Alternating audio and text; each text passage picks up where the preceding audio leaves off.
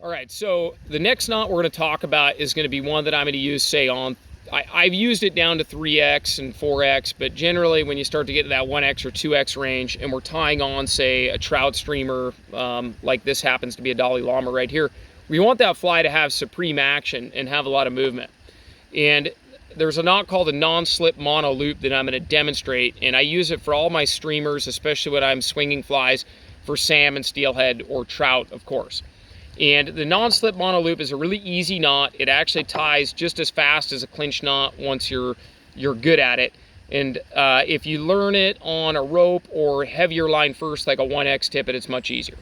So step one is tippet's cheap. If we need to snip a little off at the end, we will.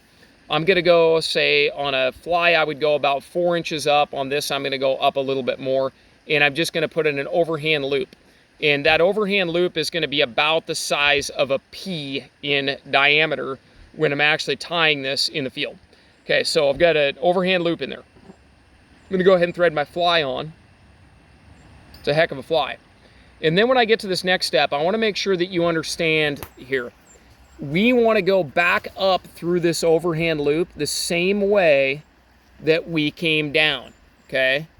So take a look at that, and you can see that my line is going back up through that loop the same way it came down. Then what I'm going to do is I'm going to come up above this, and I'm really just going to do a clinch knot. I'm going to go around 3 times, just like so, above that loop, and then I'm going to take my tag end back through that loop. Now, it might look a little bit messy with this cord at first. No, it's cinched up right. And I should have left a little bit more on there for demonstration purposes. But that's what the finished knot ends up looking like right there, okay? Back the video up if you need to see it again. In fact, why not? I'll do it one more time. This is a knot that you absolutely have to have. And you can see how the knot was built. It was nice and symmetrical. It's a very strong knot, and it allows for action. I generally want that loop about 1/4 of an inch in length from the eye of the hook out to the knot, okay? So I've got my overhand knot right there, or my overhand loop, just like that. I'm gonna go back up through that loop like so, the same way I came down. I'm gonna pull this line up, and I'll make this loop a little smaller this time.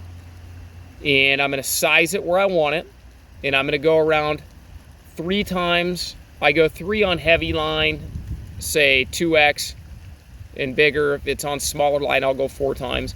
And then I'm gonna go back through. I'm so used to tying this thing, I can't even slow down. I'm gonna go back through that initial loop that I made right there. And I'm gonna go ahead and I'll clean it up a little bit by pulling this tag. I'll wet the knot with my mouth, give it a big sloppy smooch. And then I'm gonna go ahead and tighten that right there.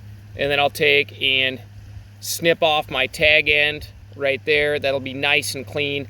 And I'll have this really nice looking loop knot that allows the fly to move, gyrate, shake its hips, and do all that sexy stuff that gets the fish to bite right there.